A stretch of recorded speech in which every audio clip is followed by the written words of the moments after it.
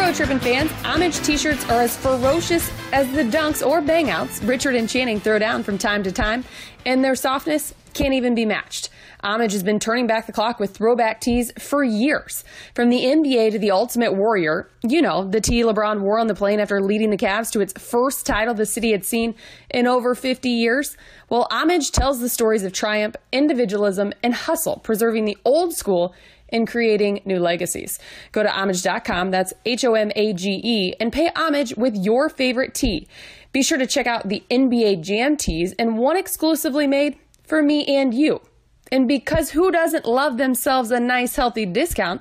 From now, get this, until the end of August, our exclusive Road Trippin' NBA Jam tee is 25% off if you use promo code ROADTRIPPIN upon checkout.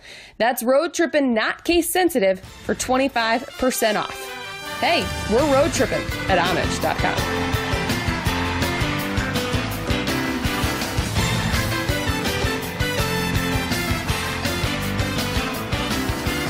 All right, welcome into another edition of Road Trippin'. I'm your host, Allie Clifton, and I feel like I'm just like swapping places with Richard because back-to-back episodes, our co-host today is the beautiful Corinne Kaplan. Thank you. Oh, you called me beautiful. Well, you are. Thank you. Of course. And I'm excited to have you because, well, you're Corinne, but we'll get to it in a little bit. You are a huge MMA fan. I am. I mean, huge as I think I'm a big fan. I listen to a lot of podcasts and I watch a lot of it. Oh, you're totally a fan. Yeah. Big fan. Yeah, I think so. Yeah. So I was like really like when Rich hit me yesterday and was like, do you want to? I was like, yes, I'm all over this, please. Yeah, absolutely. And we got Rafa, of course, back on the soundboard. Rafa, how have you been? How long has it been? Too long. I thought I was traded. Too soon. Too soon. But before we get to our guest, I want to give a shout out because it is Fight Week, and we are here in Las Vegas, and we are at one of our new official sponsors, Total Wine and More. And by and more, we've got quite the selection of spirits. They got tons of beer here as well, over, I believe, 3,000 different options, microbrews, and so forth. We'll get into that in a little bit as well.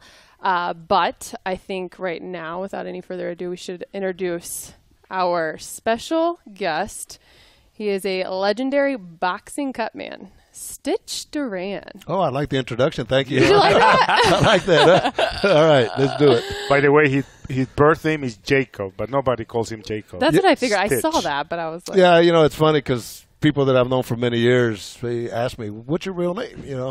And it's like Rumpelstiltskin, right? Just never know. You got to figure it out. But everybody knows me as Stitch. As long as the guys that write out the checks. So who gave you the nickname Stitch? That came a long time ago, and Rafa was asking me how I got going in this game. And, I have a great story because I grew up as a farm worker in the Central Valley of California. And when I was young, I joined the Air Force to get out of being a farm worker. And I got stationed in Thailand in 1974. And I saw my first Muay Thai fight there, and I kind of got addicted to it. So that following Monday, I started training, and I got out, and then I lived in Oakland. Excuse me for the Cavaliers. But there I got into boxing, and then I opened up my own school of kickboxing. So I trained fighters, I managed them, I promoted fights, and I learned how to be a cut man. And I was pretty good at what I did. So 21 years ago, I made the move to Las Vegas, and here I am talking to you guys. So, well, thanks. but who named you Stitch? Like you can't give yourself a name. So anyway, what happened is I was working one of the fights, and I was learning to be a cut man at that stage. And then it was only boxing. That was a primary sport. And I asked this old veteran cut man, I said, I'm trying to be a cut man. Can you tell me what to do? And he basically says, F you, I'm taking this to my grave, and you got to learn just like me. And I felt about this big. Right. But as I was learning, I worked with this one. I used to work with Dennis Alexa, who was a heavyweight champion in kickboxing, and one of his sparring partners, David Rooney. He got a small cut, and knowing now what I know, it was a small cut, but I used to see these cut men get little pieces of tape and make butterflies out of them. So I did that, and he says, hey, you save me some stitches, I'm going to call you Stitch. And, till this day, Dave Rooney is somewhere in Alaska as a fisherman, and I don't think he knows, or maybe he does know, what an impact he's had in my career. And he just has a scar from you, he just has, right? well, hopefully not. Yeah, if you did your job properly. Yeah, that was a proper thing, right? So is this an exciting week for you? Do you love weeks like these? It's been a crazy week. Actually, it's been a crazy month, just the whole leading up to this point. Actually, the last 2 months when, and you got to give Conor McGregor the credit for really selling himself and making this fight happen because nobody else would have done what he's done. But it's been crazy. I was at the Mayweather gym. I go visit them all the time and just kind of hang out and, it's like barbershop talk, like what we're doing here. But just to see the progression of what's been going on and so many of the fans go into the gym and they check out what's going on. But all the interviews and everything that's been going on has been it's been a crazy week. It reminds me of the old Mike Tyson days when Mike used to be, and Rafa, you were at those fights. The whole casino Las Vegas was just a crazy place to be. Yeah. You mentioned McGregor right away, so let's get right to it. You were going to possibly be with him this weekend. So, the show. I heard something. Yeah. I heard through the grapevine, no pun intended. Well, we're going to change the name from Road Trippin to Pull No Punches, right? Yeah. But I'll give you guys a little bit of the scoop. I was at the end of June. I was in New York working a Bellator show, and I walk in the dressing room, and John Kavanaugh, the trainer, Conor's trainer, is there, and we haven't seen each other in years. When I used to work with the UFC, I know them both. So we gave each other big hugs, and he asked for my card and says he wanted to talk to me about working with Conor. And of course, I was excited. So I went and did some work and came back. You were like, nah, I'm busy. Yeah. Let me check my schedule, right? Yeah. And, so I come back about 30 minutes later. I'm doing some work, and he's there, and he said, I just finished talking to Conor, and he likes the idea. So he said, Conor's agents will get a hold of you, and they did. So we spoke and went through some details, sponsorships, and maybe a couple of tickets for my wife and my son, and then they asked, well, what do you charge? And in boxing normally it's like a 2% base. Work off of that. And so I don't know, because this is a horse in a different color. You're retiring on that too. Yeah. Give me 2%, I'll be happy as well. So anyway, I sat down with my attorney. We sent him a proposal, and unfortunately, they came back and says I was too expensive, which I thought was a bunch of bull. Really? Because what I offered them was definitely not as much as Conor is paying for that Lamborghini that he rented while he's in town. Would this have something to do with the color white? Well, I don't know. You guys, I'll let Dana White? I'll let you guys answer that one. But my past history with Dana, and I don't know if you guys are familiar with it, is they went into the Reebok deal, and so you spoke out about it, but everyone did. That's why I didn't understand when I read about that. Like, everyone had something to say about that. Yeah, at that point, the fighters and trainers, the fans were all talking negative about it, which was a negative thing because they're taking. Of course, everyone was losing money. We were making so much money on sponsors. I was making a lot more money on sponsors. But just to give everybody a little history on what you're talking about, is before the Reebok deal, the fighters, the trainers, even you guys had the ability to go and make a deal with Tap Out, which you had for your vest at the corner, and then the guys had walkout T-shirts. They put banners behind with all the sponsors. The UFC cut all that out and signed a deal with Reebok. Now everybody wears Reebok gear. Yeah, they lost. Everybody lost their sponsors. They get like cents on the dollar for the fight kits, right? They do. If you have like you can have 20 fights walking into the UFC, but if you have 1 to 5 fights, you only get $2,500, and it works up to that. But with the cut, man, they literally took our sponsors away and didn't give us no compensation. And I tried to sit down with them and try to negotiate something for the cut men, at least an increase in pay, and that never happened. So, all that was going on, and I got a call from John Nash from Bloody Elbow to see if I was interested in doing a interview regarding how it affected the cut men. Well, I kind of had to man up at that point, because it had to happen. I couldn't have stayed there under those same conditions. It was great because the UFC got me to this point, but I was very politically correct, and maybe I think the thing that hurt Dana was that I said, well, maybe I got to concentrate a little bit more on boxing. And that article went viral and just kind of went crazy. And, F Dana, F UFC, F Reebok, and fans, even till now, are still doing that. But they're super supportive of you. Oh, the fans! Like, the fans are on your side. Oh, big time! Everywhere I go, somebody will stop and say, "You know what? I respect you for what you did," and all that. So anyway, the next day, I get a call from one of my friends, and we were all friends, right? And I was part of the family, and I started there with the UFC. When Dana then bought the UFC, he brought me on board, and his voice was cracking, and he says, he goes, Stitch, he goes, because of the interview you did about Reebok, the UFC's not going to use you no more. And I just kind of, I didn't want to bust on him. So I said, all right, well, look, do me a favor. And you tell Dana, I said, he ain't got no balls, that he should have called me personally since he's the one that brought me on board. So a couple weeks later, the dust was settling on social media, and Karen Bryant asked Dana during a big Fox show about Stitch. Is Stitch ever coming back? And Dana saying, no, Stitch will never be back. And then somewhere through his dialogue, I don't know why he threw it out, but he says, Stitch and I were never friends. Yeah, so that was so mean-spirited. Yeah. So that went viral, and I'm just kind of sitting back and I'm thinking, I love it, man. Retweet. Yeah. Retweet, Did that hurt your heart?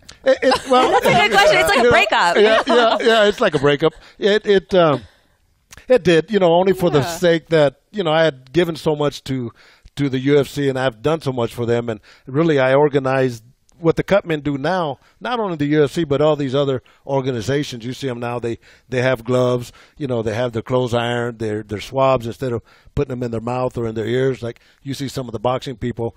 I kind of handled that, and I took care of a lot of fighters. I made a lot of money for a lot of fighters. And so, the question is they have to do anything with being white? I don't know. You guys got to answer that one. But to put it in perspective, your first UFC fight was 33, right? Yeah, it was 30. What number are we on now? Yeah. 2? Yeah. Something. I mean, you've been there. You were a staple I was there forever.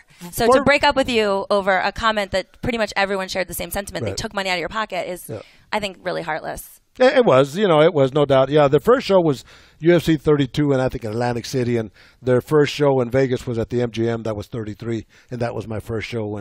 And from there on, I carried on till I don't even know which one it was, but plenty of fights. And then I did all the reality shows for them, and I was kind of like the prime example of the cut man for the UFC, and I did so much for them, autograph sessions, and taking pictures with everybody and all that. So that just kind of went down the drain. But I got so many calls after that, Ali, that work was not Bellator. I signed a nice 3-year program with Bellator, and they said, Scott Coker says, great guy, says, Stitch, listen, man, get your sponsors back. That's great. If you have a boxing show, because boxing pays a lot more than one MMA show, take that boxing show. But if we have a show, give us that show. And I've been doing that. So can you take us inside the corner? Like, for us, I was talking to Rafa about this morning. It seems like there would be so much pressure that small amount of time that you have, if you have to do your work while the athlete's being talked to, coached, whatever it is. What's that moment like? It's quite an adrenaline-filled moment, actually. The whole event is, 60 seconds. Well, it is. Is that what it is? 60 seconds? Well, it's what it. Well, is it 60 seconds. 60 seconds, but really you have 50. You have 50, because from the time the bell rings, you got to get in there and you got to get as much work done, and then they'll give you a 10-second warning where you prepare to get out. So you're looking at 50 seconds, but composure is a big thing. People ask me what's the main thing of being a good cut man, and keeping your composure is number one, and then having the proper tools to apply for each injury is extremely important, and all that comes from experience. So. What's the most gruesome injury that you've treated that they let them keep fighting? Because I'm so curious as to, because that's part of your job, right? Like the more your ability to stop them from bleeding lets them continue to fight. So the better you are at your job, they're going to get to fight when they otherwise might have been pulled. So what's the most extreme injury that you watch somebody go through and fight with? Well, the last one that I did with the UFC was Robbie Lawler when he fought Roy McDonald. Yeah. If you guys remember, his lip was just literally split all the way to the top. But people don't realize that he also had like a 3-inch gash on top of his head. I kept him in the game. He ended up winning the fight. But we were just talking about it the other day. Stefan Struve fought, I can't remember who he fought, but, his lip was just shattered. I mean, you figured a shark would have bit into it, just shredded. And the doctor's working on him, and the doctor says, well, what do you think, Stitch? I said, well, look, if you guys have a good plastic surgeon, he'll be fine. And it's funny because the truck was listening, and they all started laughing. But he went on, and he ended up winning the fight. So there's been a lot of great stories like that I've had, and tons of them, and working with these guys one-on-one, life doesn't get much better than that. Were there guys that you knew you were going to be working overtime? Because, they're bloody guys. Yeah. I know that Arturo Gatti almost came into the ring already swollen. They bled from the first round on. You have to have a tough stomach. Yeah, you do, and you were asking about, that fight. The bloodiest fight I ever worked was Jay Haran fought Jonathan Goulet. That was at the Hard Rock, and he took Jay Haran took a knee on the forehead, and that big vein, that we have here, the cut was only maybe less than a half inch or maybe a half inch, but he busted that artery, and it just gushed out, and these guys had blood from the top of the head to the bottom of their feet, front and back. and I'm working on it, and I know the doctor says, Stitch, can you stop it? Oh, of course, sure I can. That's the answer is always yes. So I mixed adrenaline chloride. Adrenaline is what we use on the cuts, and that's a vasoconstrictor. So I always mix that with Vaseline, and I put it on the cut, and as soon as I put it on the cut, it leaked right through there. So I said, "Oh, okay, we got an issue here." And but there was so much blood, Ellie, that it just made me nauseated. That smell of yes. that nickel smell or metal smell, it made me nauseated. But that was the bloodiest fight. Not to be too graphic, I guess we're talking about blood anyways. But did you puke? That's what he does. Did you puke? No, of course. Yeah, I got a little He's bit talking about composure. Yeah. And I didn't let her know I was dizzy. Could you imagine if I would have fainted? And then you I would have lost my job, man. So. Yeah. So you talked a little bit about some of that. Like, what are your tools? Because it's very rudimentary, right? Like, you have a few like anticoagulants, and then it's just some gauze and an end swell. Hang on, I'm totally like Richard right now. I'm pulling a Richard. These are some big words, Corinne. No, you're good. I love that. Can you? Sure. So to stop the bleeding, anticoagulants. All right. Okay. Well, they're pharmaceuticals, right? Yes, there's three medications that are authorized by the majority of the athletic commissions, and let me educate you on that. The first one, or the main one that we use, is the adrenaline chloride 1000. You'll see the guys on the swabs. They'll put that on the cut, and what it does, it constricts the blood vessels. So it's like getting a garden hose. Sealant. It doesn't seal. It just closes up the blood vessels. And then the other two, thrombin and avitine, are coagulants. And you put that on there, and it clots up the blood. But we don't use those too often because once you hit them, that comes off and it takes the clot with it. So those are the main things. But, the end swell, you see the metal thing that we use, that's used for swelling. And the thing when you create a swelling is you bust the blood vessels underneath the tissue, and that creates swelling, but you have blood that's accumulated. So cold direct pressure on that will keep it from getting any bigger than it is, in theory. So, Corinne, obviously the last 10 minutes is why I said you're a big MMA fan. Because I didn't want to oversell it. She's stealing the show. I love that. I'm like genuinely nervous to talk to him. I'm so excited. That's so cool. Whereas if like you're best friends with Richard. Yeah, I don't know shit about basketball. Yeah. I really don't. That is hilarious.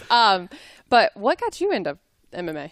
Good question. I've always like followed Rogan, and I started listening to his podcast. And the funny thing is I would listen to Fight Companion podcasts, but I never saw the fight. So I heard all the words. Like, that's why I know so much of the lingo. I know all the guys' names, but I didn't have Fight Pass. I wasn't watching the fights along with him. And then I got into Brendan Schaub and The Fighter and the Kid. And I just found that and I wanted to ask you that too, how has the fan, because it's obviously grown tremendously, and how has it changed, and what will happen? Because I'm betting on McGregor, but what happens if he wins? What happens to the sport?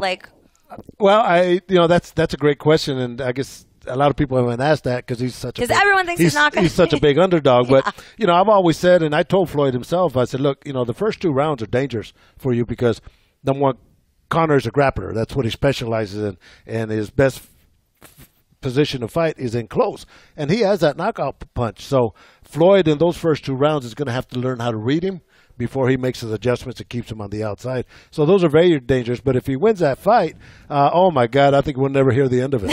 So just for the sake of finishing up this whole event, let's hope he doesn't win. But if he does, then great for him. Would Floyd be done? Well, I think he's done anyway. Well, I mean, he was done. He came out of retirement for this. I think he's done anyway. This was Connor's the one that brought him. He fished him into this fight. Does he put a stain on his 50-0 because the 50 is Conor McGregor, who never got in a ring before? Yeah, well, I think so. I think there should be an asterisk to that 50, because it's should not even be for a 50. It's not even a championship fight, But nonetheless, I don't think they care about championship fights, at this point. They haven't cared in a long time. I think I'm looking at your notes there, and Connor's supposed to make $100 million and Floyd $220 million, so I think they're all winning. And you wanted 2% of that? Yeah, how dare you? No, not even that. Not even that. I say it was way a lot less than that.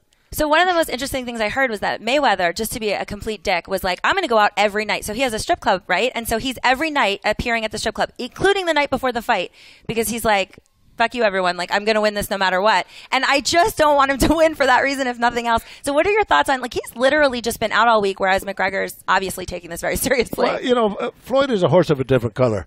And like I say, in our game, we always say the only thing that counts is the truth. But Floyd don't drink. You know, he's not a big partier.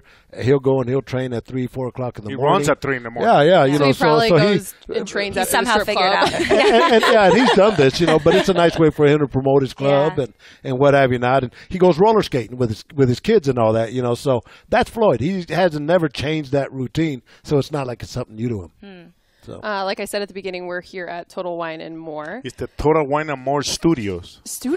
Oh, yeah. Of course. Yeah, You know? like Just that. made the They'll be best of it. joining us throughout the season as we go through our 41 games on the road. So it's the Total Wine and More Studios. Which I'm Mobile very studios. excited about. I just have to give a shout out because this is Dark Angel. Rock Angel.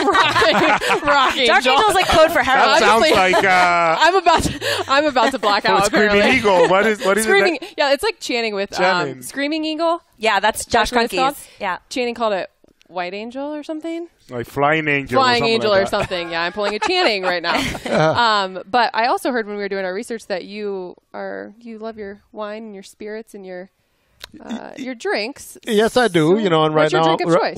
right now I'm drinking a little bit of liquid ice. You know, kind of Liquid getting ice? a little manly with you guys. But you know, I'm a low key kind of guy. My wife and I would drink some wine, and we'll keep it going about that pace.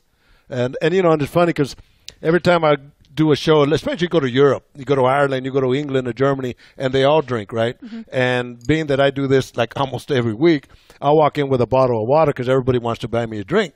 And I'll tell them I don't drink, you know, and I do, but I drink at certain times, certain places with certain people. I can't hang with these Europeans, man. Wait, do you have a fighter that you like to party with? Like, who drinks with you? Like, who can get down? Well, I don't. And I think we were talking about it with some of the people. You know, after the fights, especially here in Vegas, I go home. You know, this is my job, and You go home. What? I'm just Yeah. kidding. Well, you know, when I moved to Las Said Vegas, the homebody. yeah, when I moved to Las Vegas, I said, 2 things I won't do: I won't go party a lot, and I won't gamble because I'm taking this job serious. It's a slippery slope, man. And it's a slippery slope, and I don't want to get caught into it. But I can hang with the big boys, no doubt about it. You know, it's just that I got to pick my time and place. Yeah. So, Corinne, you're drinking a... Yes, I would love to give a shout out because the Total Wine, the and more, I'm drinking the and more. So I have a... and more. Yeah. I have Avion tequila, but is the Reposado, right? It's the 44. Oh, it's signed. By whom? Well, Avion Tequila is doing a promotion. There's only 150 bottles that were specially made, etched with Floyd Mayweather in the bottle. Oh. We're gonna post some of the pictures in our Instagram account. And he came to this store where we are right now on 6885 South Las Vegas Boulevard and hand-signed them. Oh, damn. Yeah. Well, I have There's to only say, 150 of them, 149 because Trippin is getting one, and we still haven't decided who's going to take it. I mean, it's Not delicious. Richard and Channing. Because No, No. they gotta God practice. love them. It's a participation trophy. Somebody that participates gets it. Yeah. It's delicious. It's very, very good. It tastes much more like a whiskey than it does a tequila, which is... Total Wine and More. Can I help you? I have a press release here from Total Wine and More, Yes? and I need to verify some information. I'm what you call a fact checker. Sure thing. Okay, it says here that Total Wine and More has over 8,000 different wines. Now that's clearly a typo. No, it's a fact. 8,000 wines? 2,500 beers, 3,000 spirits. Now we'll come back to that. Now, here it says you have unbeatable prices. That's right. And yet it claims you have wide, uncluttered aisles, quick checkout, and associates who are trained to help customers make sure they always choose the right bottle, whatever the occasion. Now, that's what we call the full Pinocchio. So which is it? Which is which? Are you a low-price superstore or a wine boutique? Well, both. Really? Really. Okay, last question. Where are you located? Now open in Arboretum, Sunset Valley, and Lakeline. Shop online at TotalWine.com. Always the right bottle. Right up my alley. I also told Stitch, Rafa, this morning that I got into boxing, kind of, my kind of boxing. There's this place called Title Boxing in Cleveland, and so I decided that I would, try it out. So I have my own wraps, and I got like 6 pairs of them, and Rafa's like, oh, Stitch said he'd wrap your hands, and I was like, oh, I can wrap my own. She thinks it's the same way. Yeah. He has an instructional DVD just on how to wrap hands. Trusting he can wrap them better. And you see, I almost choked on that one, right? You looked at me like, who is this chick? Yeah. Well, actually, those are the training wraps, right? And but which I do sometimes. I think that's what Connor wants to hire for Saturday, for Ali to wrap the hair. She's cheaper than you. Please Yeah, do. I'm cheaper, Yeah, exactly. But yeah, the wraps that I do a lot of times, and for people like you, and I mean, I've done it to Native American chiefs. I've done it to 2-star generals. I've done it to actors, and I'll wrap their hands like a fighter. And it'll make them feel you'll understand what these fighters go through. And like Forrest Griffith said one time, with a UFC fighter, he says, "God, I finished wrapping his hands." He goes, "They feel so good, I could punch my mother." So when you wrap a fighter's hands, especially right when they're getting ready for battle, that's the first step of them going into combat. And I always tell them I'm like the old gladiator days where we're in the dungeon and I'm putting the armor on them, and that's when I'm putting the wraps on. But many times their confidence level just pops up at that time, and they'll give me a hug, give me a kiss, and tell me they love me. Really? So it's these guys are macho men, but whenever you get that kind of compliment, it's a very sincere compliment. How long does it take you to wrap a hand? 7 minutes. Oh, yeah. I definitely don't do it right. It took me like 60 seconds. Did you bring your wraps with you? I forgot them. Let's see. Yeah. I can So- show you how to do it. I want you to do like the real. Oh yeah, after we could do this? that. Okay. Of course. Okay, cool. There's a difference between wrapping for MMA and boxing, right? There's a subtle difference because the gloves are different. So do you have and I know I wanted to ask you a couple other questions. Like, I know that sometimes you wrap both of them, right? Yes. And so you have to be very neutral all the time. So you can't have your feelings involved. So I guess you can't party with them because then you might like one better. Wait, you wrap? The opponent too, sometimes. Really? Yeah. Right? Yeah, in MMA In MMA. Yeah, Yeah. in Not in MMA, boxing. not in boxing. That wouldn't work too Yeah, good. that In would never MMA, the promoters will hire the cut men, which Dana, I got to give him credit for that because that was his first really good step in making MMA better. They implemented like 33, 34 rules, but they brought in professional cut men because MMA was such a new sport that the trainers didn't know how to wrap.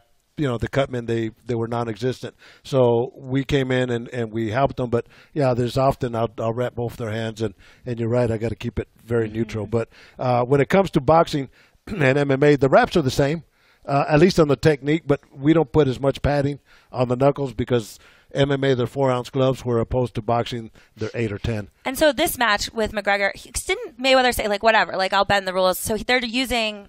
They're using 8. Yeah, by the rules and regulations, if you're 154 pounds and above, you wear 10-ounce gloves.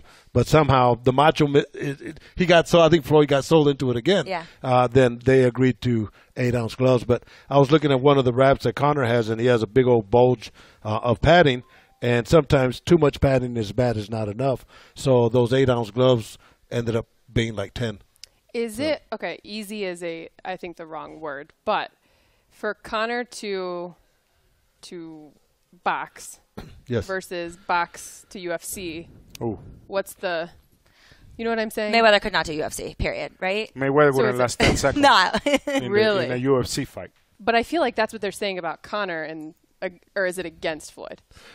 No. Versailles. I think the way you're asking the question, yeah, Connor is coming into territory that he's not very familiar with. He is. And he's fighting the best. Yeah, he is fighting, hitting people. But in MMA, you could drop somebody and you could just pounce on them and continue to fight. In boxing, you drop somebody, you got to step back because the fighter has to take that standing 8 count. So that's the difference right there. So, if he doesn't figure it out in the first 2 rounds, then it's going to be a long night for him. Really? I can see him punching and missing a lot Saturday night. Yeah, Floyd is a master when it comes to defense. And, I've seen Floyd many, many times in the gym, and he's a natural. It's not like he has to be taught. He's just so natural at what he does. And Which is why he's at the strip club. yeah, exactly. And then people are asking this two-year layoff, is it going to affect him? And I don't think so. I think, you got to keep in mind, these fighters have been doing this all their life, and it's a 12 muscle memory. It's a 12-month sport. So it's not like basketball where it's seasonal or football. These guys do it year-round, year after year after year. So those 2 years probably did him a lot more good than did harm. If you remember Muhammad Ali, when he went to prison, he spent 3 years in prison, and he came back and won the world title again. So sometimes fighters need that time off.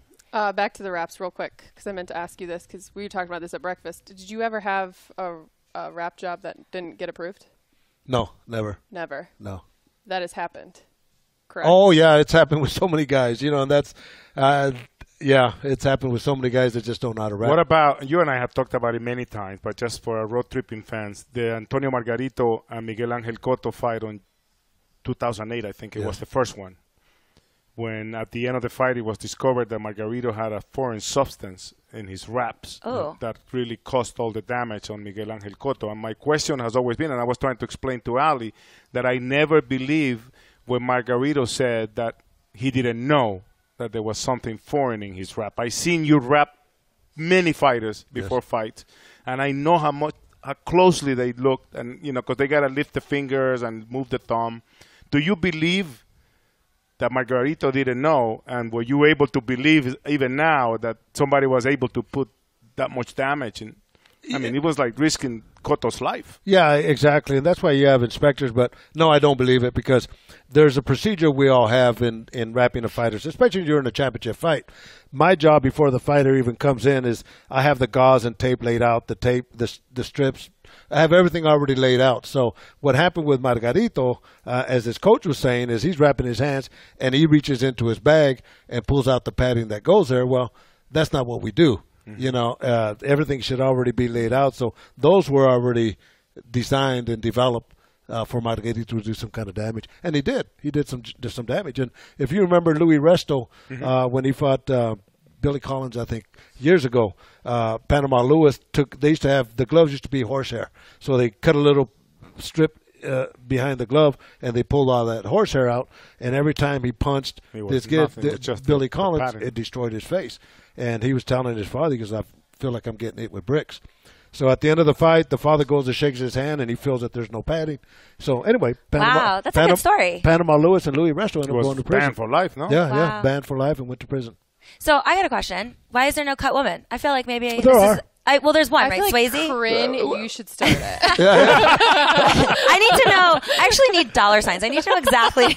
You're like a Connor. Yeah, like what kind of step down from my current income would I have to take or step up? And it's funny you bring that up, because Swayze's one of them. The only one I've heard of, right? You have other girls that are Joey Gamache's sister. She's a great cut woman. She's probably the best of all the women. And but everybody wants to be a cut man. They see what I've done, and people always ask me what's it take to be a cut man.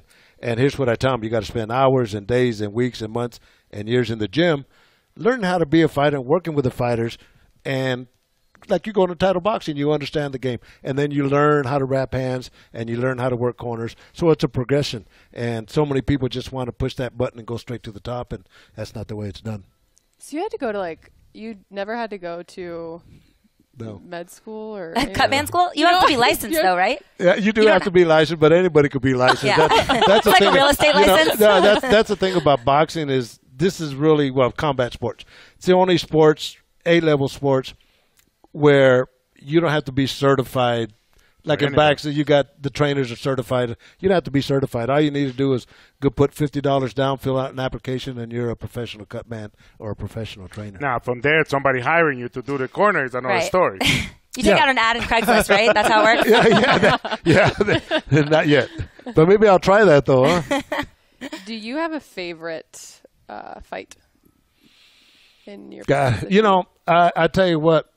The last fight that I worked with Vladimir Klitschko, which was the heavyweight champion of the world from Kiev, Ukraine, I worked with both his brothers, both Vladimir and Vitaly, and they were both heavyweight champions. Well, Vladimir's last fight was in London 2-3 months ago.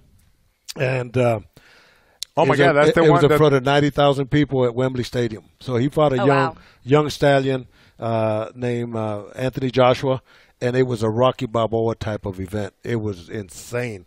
I mean, to hear 90,000 Brits yelling is like 150,000 somebody else.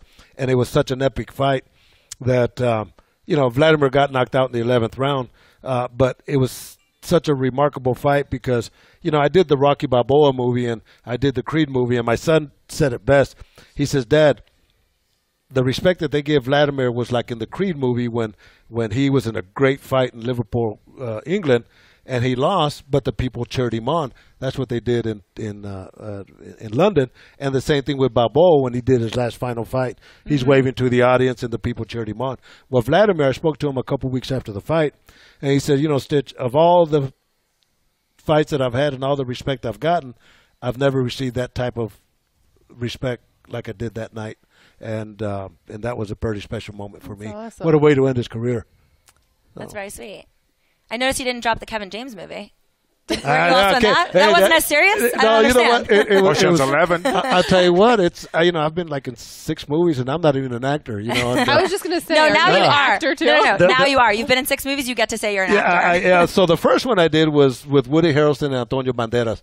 It was called Play It to the Bone, and it was here in Las Vegas. And then I did Ocean's 11 when Vladimir Klitschko fought Lennox Lewis when the lights go out and they robbed the bank. So that was my first time that I really got to hook up with the Klitschkos, and I was with them ever since. And then I did Balboa, but then I was doing a UFC fight here in Las Vegas, and Frank Karachi, the director of Here Comes the Boom with Kevin James, said, "Hey man, Kevin wants you to be in a movie." So I said, "I'm in."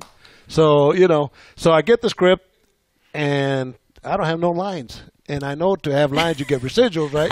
So I'm, He's a funny guy, man. so yeah, I'm a hustler. Yeah. Of course. Where's my paper? So I'm thinking throughout this whole time, I got to say something. But when it's time for me to do my scene with Kevin James, he pulls me aside, and such a great guy, man. He says, Stitch, we got to have you say something. So I'm playing the dumb part, right? I said, well, here's what I tell the fighters is welcome to the UFC. I love it. It's my $1 million line, right? But he didn't know when they call me in, I'm working on him, and his line is, Stitch, I'm a big fan of yours. I can't believe you're working on me, or what a week I'm having. So I'm working on him. And then at the end, I decide to ad-lib and slap him like I do fighters. And I say, so I'm working on him, and I say, well, welcome to the UFC. And I slap him while I walk out, and everybody started laughing. And he said, oh, man, so Are you still getting the checks? I'm getting the checks, brother. so that was my $1 million line. But what a great, great movie, man. And people ought to check it out. It's a fun movie. I'll add it to the list. So you have a son. Is he a cut man or a fighter? I have 2 sons and 2 kids, 2 daughters, and they all train because I had my own school of kickboxing, and they're all very good at that. But no, it's he. And I told everybody, like I told her, you have to be dedicated. And you have to put your time in, and to make that sacrifice, it takes a special person. Where is your kickboxing? It was in Fairfield, California. Okay. Yeah, and so it was, or it is. It was. Yeah, I closed that up when I moved to Las Vegas. I'll show you how crazy I am.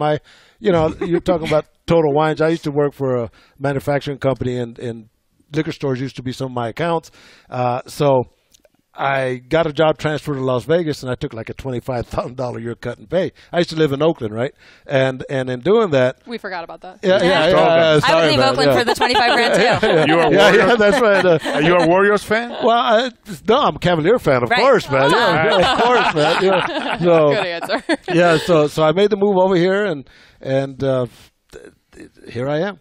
Just making the best out of it. And but you don't have like an apprentice or somebody, like, I feel like, don't you want to pass this gift on to somebody? I have trained people, and there are guys that I'll guide through the way. But like I tell them, is you have to open. I could get you plan A to plan B, but you have to open up your own doors.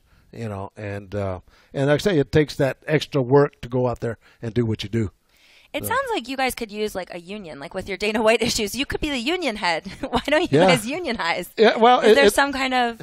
There's not, and that's a good question, and it's a good point because every major sport has a union or an association, and I think these guys need one. And when the UFC first let me go, I had some guys, John Fitch and Vanderlei Silva, and a bunch of guys who were trying to get an association. So they invited me to go to the ABC convention, the Association of Boxing Commissions, and they lobbied there for an association. But that's something that fighters have to get involved in, and they seem to be a little on the timid side. I don't know why, but maybe a little intimidation. Pardon my ignorance with this, but I've always wondered it. The sport of fighting, like, to see how that all comes about and is, I just think when I watch, like what I'm about to watch on Saturday, how dangerous it is. Oh yeah. Why is it, like, why do they want to do that? Can you know what I'm saying? Yeah, and it's, what is it? That's a good question. I asked Mike Tyson, I interviewed Mike Tyson years ago, and I said, Mike, every fighter has that one little thing that nobody has. I don't care who it is, but that one little thing, and what is that one little thing? And he says, take the pain. You have to learn to take the pain. Yeah. And I broke it down. I said, that's such a true statement because it's a yearly thing. Number one, they do it year after year, month after month and all that. And it's a game of hurt. Whether you're in the gym, sparring, the exercises, the drying out, the diet, losing all that weight, getting in there and getting your head banged up. It's a tough sport, and they do it because, I walk into Mayweather's gym and I'll just sit there and, kind of shoot the shit with everybody, and I'm looking at these guys, and everybody has the dream to do one thing, and that's to become a world champion. Mm-hmm. But as you look at it, not everybody's going to have that opportunity. And, like I say, years ago when I put this little documentary together called Boxer's Nightmare, I sent out a bunch of surveys, and a majority of these fighters that go into a fight go in with some type of injury. So it's a hurt game, but they have those dreams of becoming a world champion. Okay, so obviously you've seen Floyd train. Yes. Correct? Yeah, plenty of times. How would you describe it? Oh, it's unbelievable. Just his training regimen. Because, I used to train boxers also and kickboxers, and I've seen his training, and it's very, very so natural for him. Yeah. And he loves doing what he does. And, he'll go beyond the call of a 12-round training session, and he has so much energy. Dave McMenamin, a guest of the podcast not too long ago, I just saw he put out that someone close to that of LeBron right now describes LeBron's training as obsessed. He's obsessed. And I think Bron put out on Instagram and social media yesterday just how much he is obsessed with the game and in terms of the lifestyle of it all.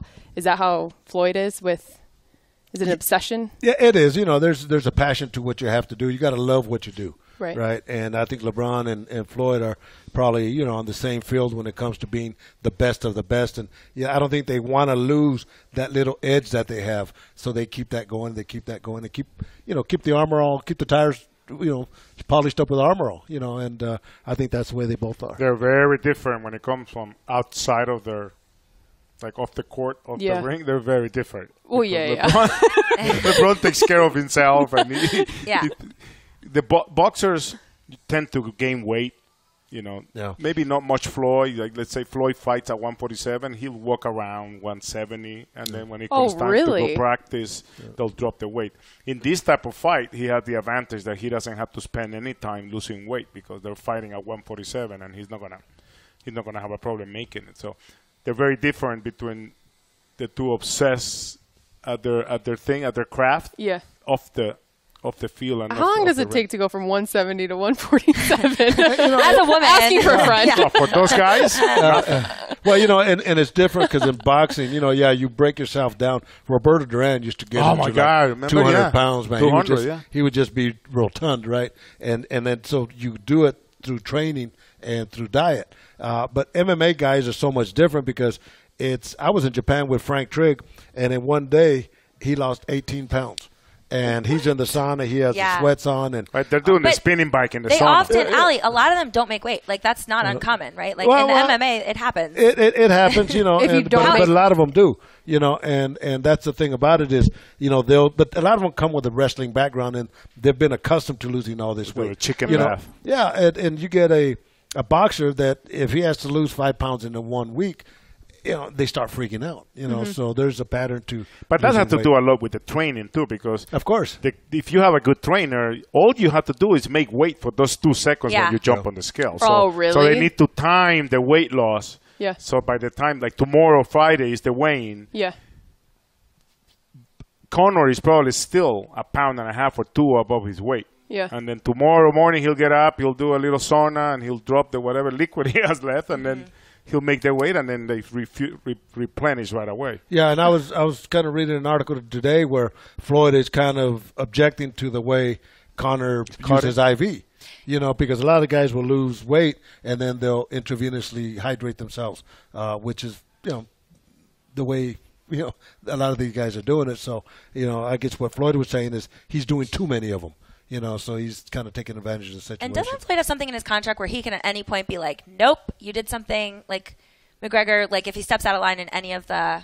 Well, he can punch, he can kick him, or he can elbow or anything. No, I mean like training-wise, like if he decided like that was like really important to him, the too many IVs, like he can actually contractually be like, no, that's not fair. I'm not fighting you now, right? He has the power to do that, right? Yeah, but it's not going to $100 million. Yeah, no, it's not. It's not going to happen. And the thing about it is, Conor training with his own team and Floyd's with his own team, and there's not a whole lot of interaction. Interaction being passed around from one to the other. How real are those face-offs that we That's see? such a good question. I it always just for feel hype? like it's so. It seems like acting. I'm like, you're about to step inside together, face off, really like go at it tomorrow. Yeah. But yet you're doing it right now, and you're not even touching. Like, what? Is that real? Yeah, some of it is. Some of it is kind of hyped ham up. it up, yeah. I would expect this one, not really knowing, but just on the way the situation has been set up, is that they will keep them apart, and I don't think there'll be a face-off. Oh, really? I don't think they, if you That's see the a face, best part. boom, I can see Conor It totally McGregor. is. I can see Conor McGregor coming in with a little headbutt. Will they have a boxing weigh-in or a UFC weigh-in?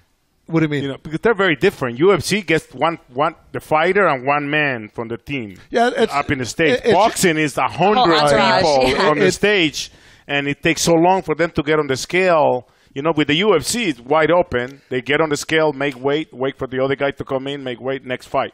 Boxing is totally different. Boxing is Mayweather is going to come in with 100 people behind him. That's a good question, and I think if the Nevada State Athletic Commission was smart in doing that, they would only minimize it to one coach and the fighter. Because you start getting these guys and everybody's macho. Yeah, it's a whole show. Then you might have some kind of little pre-fight activities up on the stage. You'll be in attendance tomorrow? At the weigh-ins? No. Or, I'm sorry, Saturday? No. You're not going? No, I'm not going. You're not paying Are you going to watch it? Yeah, well, I'm not going to pay to watch it. I'll watch it somewhere. I'm not going to pay to watch it. Who's having a party that they want to I think my daughter Who's just having a invited party me to that you her can house. bring your spirits and your wines and your Total Wine? I should be able to. But I'll watch it somewhere. And I think I was talking to one of the guys that brought the food in that it's going to be like Super Bowl Sunday, man, where nobody's going to be on the streets. It's the biggest. Yeah. I was in China like 3 weeks ago, and people are asking me there. I had little grandmas that are talking to me about it. Everybody's talking about it that aren't even really fight fans. It's just that big of an event. And just for everybody listening, not only in Vegas but all over the country, Total Wine and More is the place where you can go and get everything you need for your viewing party. And I found out they have something really cool. I wish I'd known before. You can go to totalwine.com, order online from all the 8,000 wines and so many beers they have here. 3,000 beers and spirits and everything else. You can order online, and then they have a express 1 hour pickup. You can just come in and pick up your stuff 1 hour later, so you don't have to come in and look. They'll do all the shopping for you, and then you just come and go home and just show me the money. Do the party, and invite Stitch because he doesn't have anywhere to go watch it. Yeah, I know it. I came close, but no cigars, right? They've got cigars too. Oh, yeah, here we go. That's right. If I call Conor right now, you're taking 0.5, half a percentage, you'll do it? Forgot, I don't know. Call him. Yeah, I'll give you half a percentage of what I get. Okay, I'll give you 10% of what I get. Well, as the resident and maybe only Jew that ever does this podcast, I love the idea that I can compare and contrast prices online and pick it out rather than standing in the aisle going, wait, this one's on sale, but this one isn't. Like, if I could do that online and then have it picked up, I'm so into that. I agree with you. I absolutely agree with you. Wow, and that's the crazy thing with what's going on now is you could order here and somebody could fill it up for you, and all you got to do is it's going to get pay. to a point where we're not going to have to do anything. Right. Delivery and the whole work. Yeah. My mom and I are staying in a hotel that has a bar called Robot Tipsy, where the robot, I guess, does all the. We still haven't seen anyone use it, but the robot mixes and serves your drink. You order it on an iPad, and then robot arms do all the work.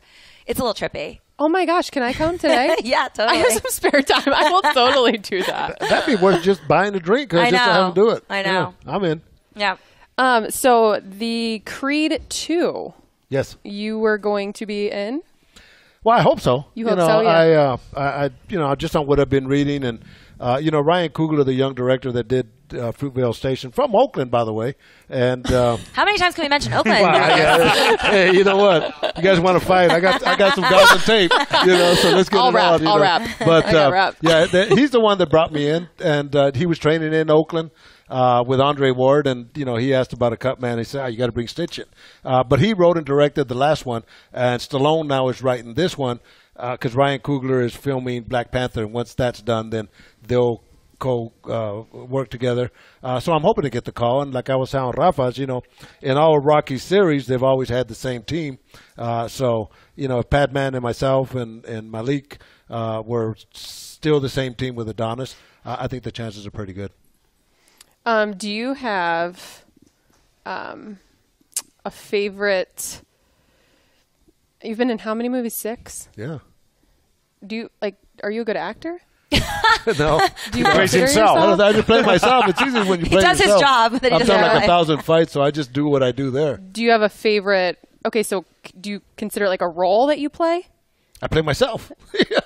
I mean, It's all the same every movie? yeah, pretty though? much. Yeah. Oh, really? Yeah, that's what I'm saying. I was, in fact, I was telling Ryan Coogler, I said, you know what? I'm tired of being typecast as a cop man. I want to be a fighter. Listen, I've been watching Narcos, right? I could be a drug dealer. Yeah, totally. I could be a politician. I'd buy drugs from you. I could be a cop. I could be one of those. But God, but I'll be a cop man anytime. Well, so you're also an author, or you had somebody. No, I've written a couple books. Two? Yes, I came out with my second book. We're all I feel like such plugging. I feel like such a slouch. Like, You do. I ain't written a book. I ain't been in a movie. Like, this guy does everything. It's crazy. I'm not scared to jump on anything, man. And but it just happened. There was a time when Matt Hughes and Forrest Griffith and Chuck Liddell were writing books, and their authors, a couple authors got a hold of me and took my wife and I out to dinner, and nothing ever happened. And I'm the kind of guy, if you want to do it, let's do it. Like Jack called me, I went to New York, and we did it, right?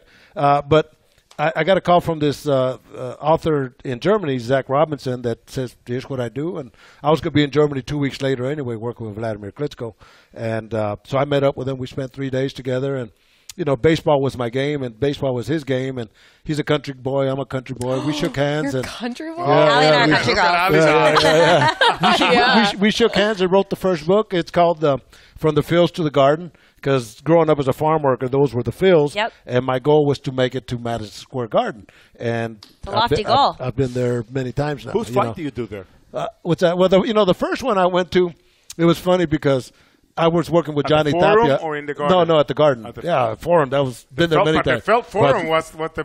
But nothing like Madison Square Garden, brother. But the first time I went to New York, Johnny Tapia was going to be fighting, but the main event was Evander Holyfield with Henry Akewande. Uh-huh. So I get there on Wednesday and find out that Henry Akewande tested positive for hepatitis B. So they canceled the whole card. Oh. And so my wife and I are walking around New York, and we're by the Copacabana, and the guys recognize me, and they invite me in, so I could check out some Copacabana. But the first real fight I did was Vladimir Klitschko when he fought there. Remember the middleweight tournament that they did with Tito Trinidad, Bernard Hopkins, and Joppy, and it was canceled because of the September 11 attacks. Yes.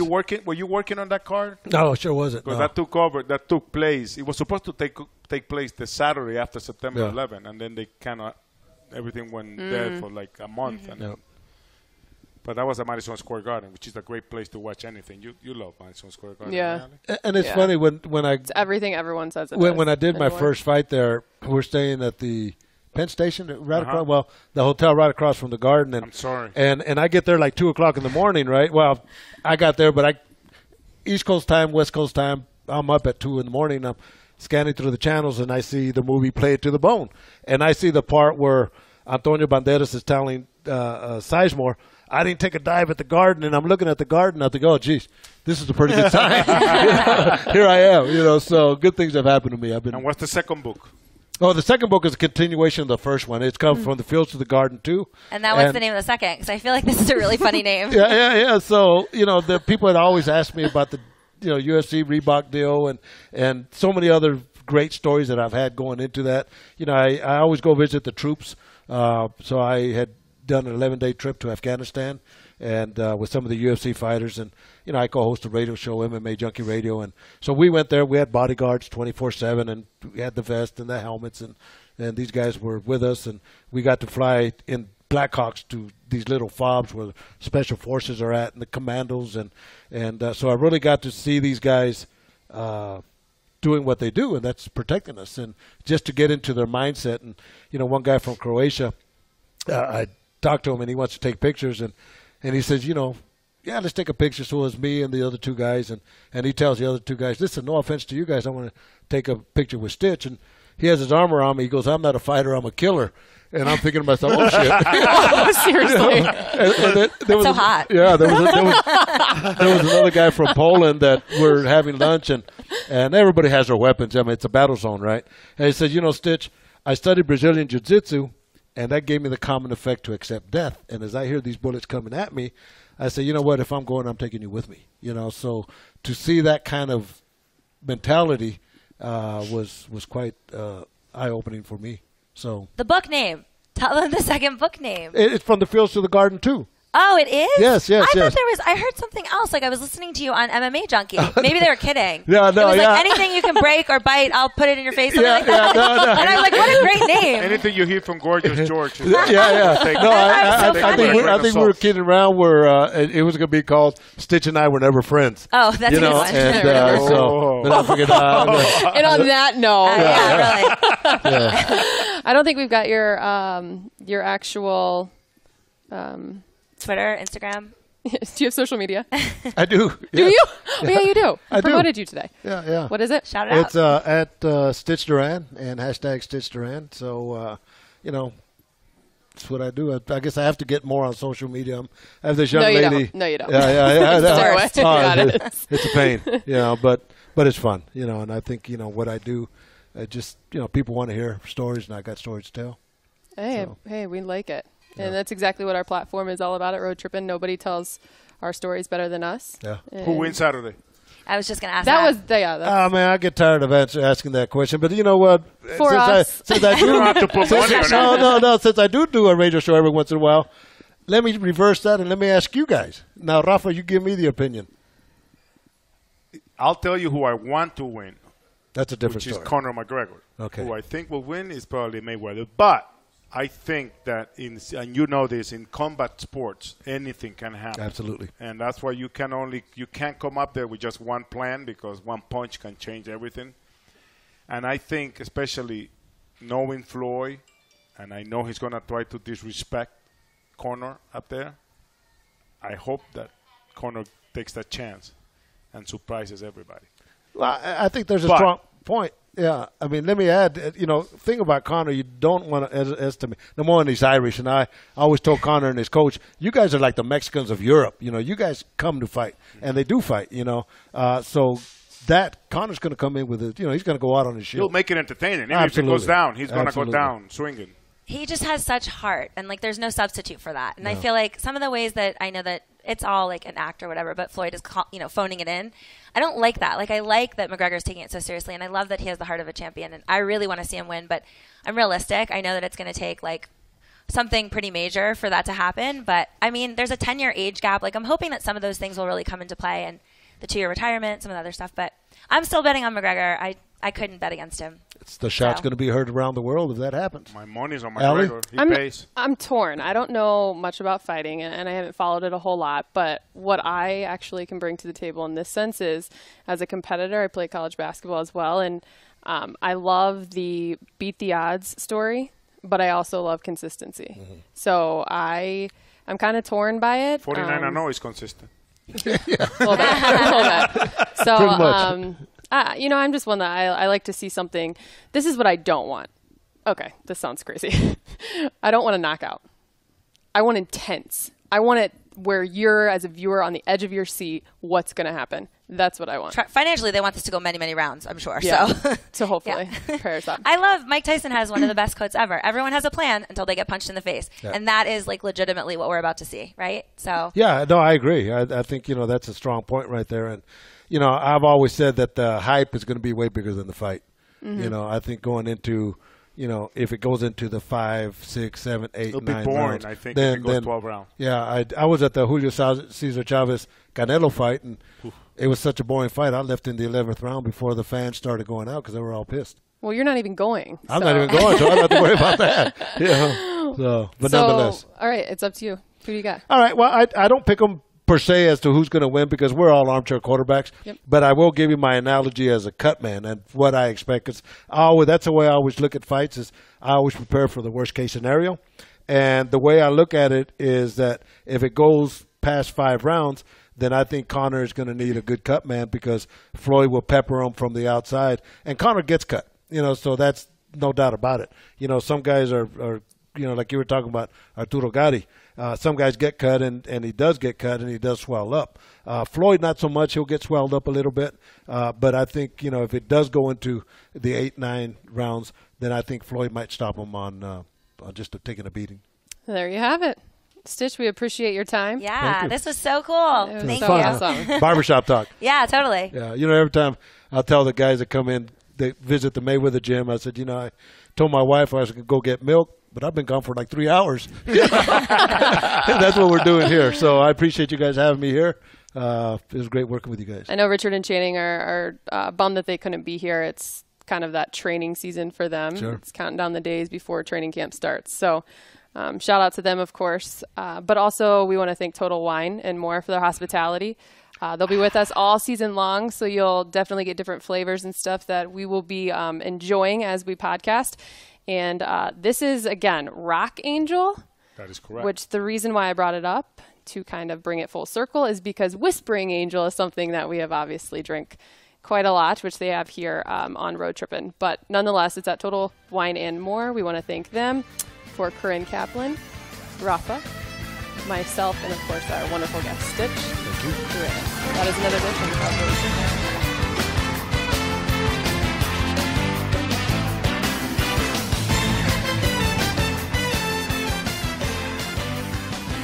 Hey Road Trippin' fans, I'm working with a t-shirt company that you may have seen around, Homage.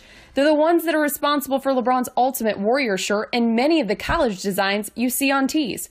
As they pay homage to great moments in sports and inspiring stories, go check out their NBA Jam tees at homage.com. You're sure to be inspired and will get a kick out of their special design of Richard and Channing. Get them while they're still in stock at homage.com, and better yet, from now until the end of August, receive our exclusive Road Trippin' NBA Jam tee 25% off when using promo code Road Trippin'. That's 25% off when using code Road Trippin', not case sensitive, through the end of the month. Get them while they're hot at homage.com.